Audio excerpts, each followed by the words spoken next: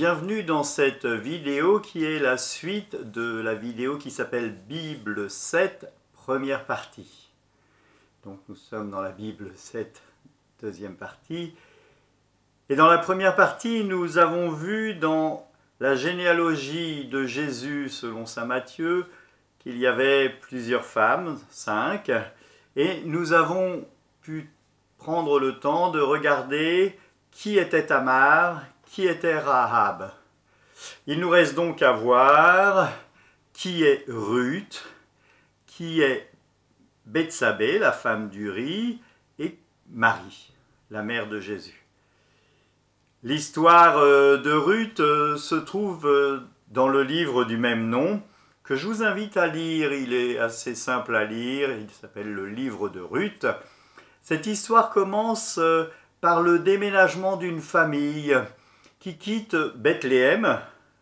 Le nom Bethléem veut dire la ville du pain, et elle quitte Bethléem pour cause de famine, ce qui est quand même assez paradoxal. Ils vont dans un territoire, Moab. Pourtant, entre les Hébreux et les Moabites, il y a des divergences, des conflits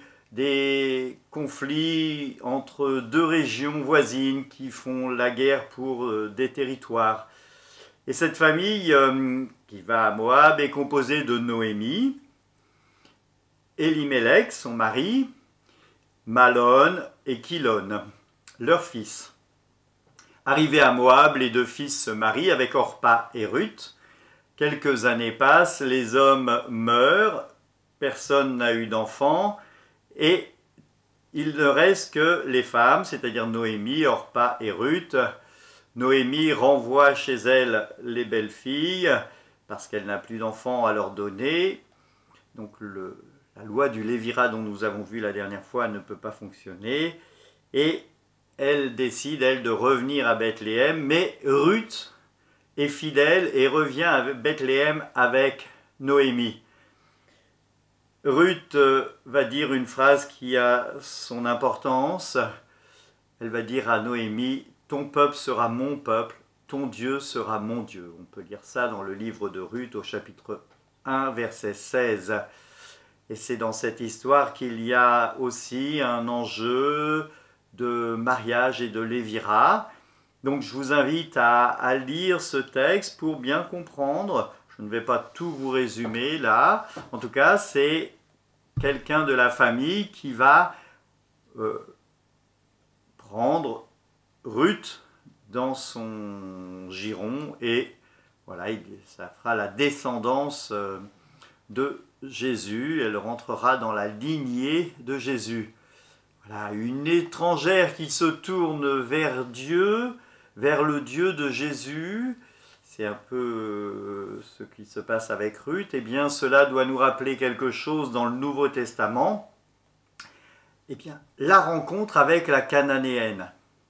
Et je prendrai ce texte dans l'évangile de Matthieu au chapitre 15, versets 21 à 28.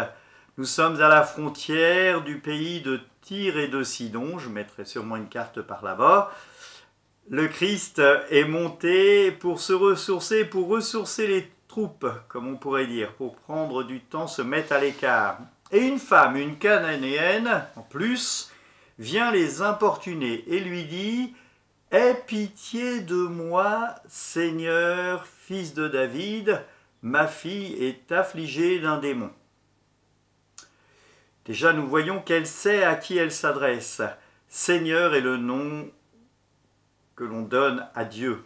Fils de David, c'est le début de la généalogie que vous avez dû lire. Fils de David, fils d'Abraham. Et puis elle reconnaît qu'il est capable de chasser les démons, de faire fuir les démons. Cette étrangère reconnaît donc le Christ. Nous pouvons être un peu gênés lors de notre lecture de ce passage par les réactions apparentes du Christ. Tout d'abord, il est venu pour annoncer sa mission au peuple choisi, pour sauver le monde du péché. Et donc, ce n'est pas le moment d'annoncer aux autres nations, et c'est pour ça qu'il la rabroue un petit peu.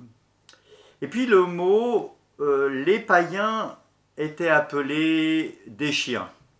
Le terme peut paraître méprisant, dans la bouche de certains il l'était sûrement, dans la bouche de d'autres il était commun, et donc voilà.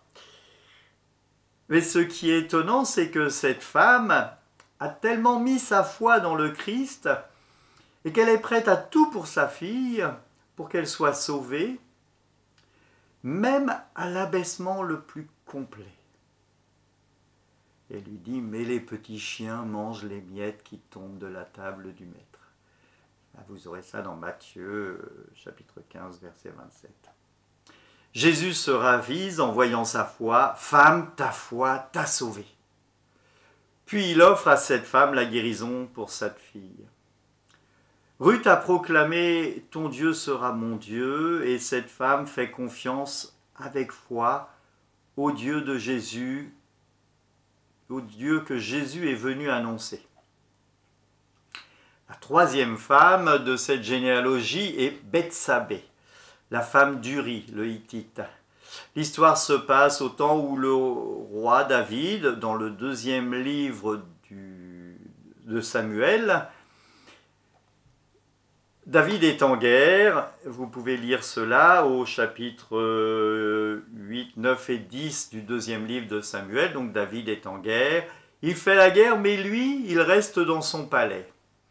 Un jour, dans le patio, une belle femme qui passe, il la remarque, il la fait monter dans ses appartements, il lui demande qui elle est, elle déclare qu'elle est la femme d'Uri, un fidèle militaire qui lui est parti en guerre. David s'éprend de Bethsabée et couche avec. En langage biblique, on dira David connut Bethsabée. C'est beau. Hein? Cela devait arriver et elle tombe enceinte. David, donc, pour sauver l'honneur de cette femme, fait revenir Uri, le Hittite, afin qu'il connaisse sa femme et par la même occasion reconnaisse l'enfant. Mais Uri, fidèle à la loi, qui dit que lorsque l'on est en guerre, on ne rencontre pas sa femme, on ne succombe pas au plaisir charnel. Alors, pour sauver l'honneur de Bethsabée, eh bien David fait tuer son mari et la prend pour femme. Donc vous lirez cela dans le chapitre 11. Et au chapitre 12 du 2e livre de Samuel, il y a Nathan. Et il y a peut-être la seule parabole dans l'Ancien Testament. Nathan raconte cette parabole.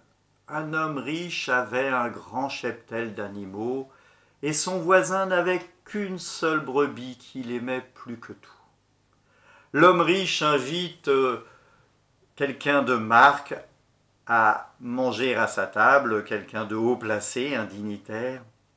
Et pour ne pas puiser dans son cheptel, eh bien, il va prendre la brebis de son voisin.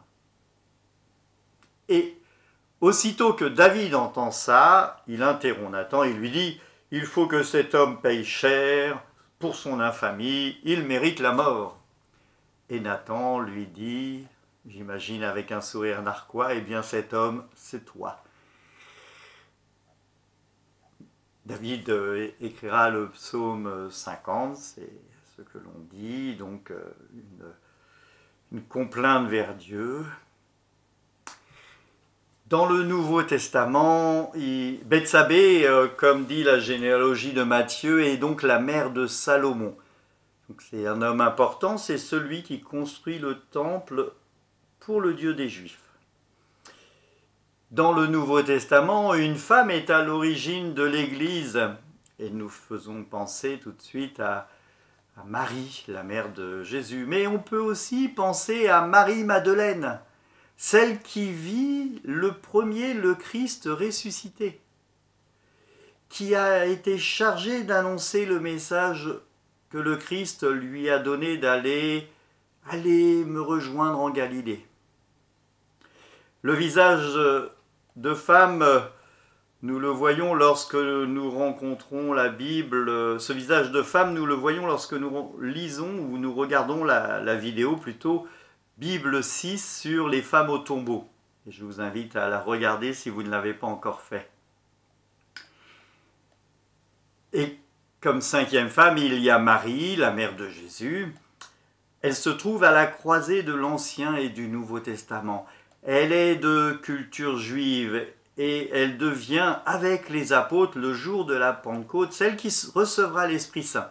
Elle est la mère de l'Église. En résumé, dans cette généalogie, il y a plusieurs hommes qui n'ont pas tous fait ce qui est bon aux yeux de Dieu, comme dit par exemple le deuxième livre des rois. Alors il y a aussi Tamar, qui pour faire valoir son droit, se déguisa en prostituée. Il y a Rahab, une prostituée notoire, qui se met au service des envoyés de Dieu pour que le plan de Dieu s'accomplisse. Il y a Ruth, la Moabite, l'étrangère, qui prit le Dieu de Noémie comme son Dieu et donna à Noémie une descendance. Il y a Bethsabée, qui malgré le fait qu'elle trompa son mari, devint la mère de Salomon et qui réunifia l'Israël. Bien sûr, il y a Marie, la mère de Jésus, qui donna sa vie pour sauver l'humanité. Jésus qui donna sa vie pour sauver l'humanité du péché d'Adam et de Ève. J'espère que cette vidéo vous aura intéressé. N'hésitez pas à vous abonner, à cliquer sur le pouce si cette vidéo vous a plu. Je vous invite à regarder les autres vidéos de la chaîne. Je vous mets le lien de la vidéo de la première partie Bible 7. Je vous mets aussi la vidéo des femmes, le lien pour la vidéo des femmes au tombeau Bible 6. Si vous avez des envies, des idées pour des prochaines vidéos sur la Bible, n'hésitez pas à les mettre en commentaire en dessous. Que Dieu vous bénisse. Prenez soin de vous. Amen.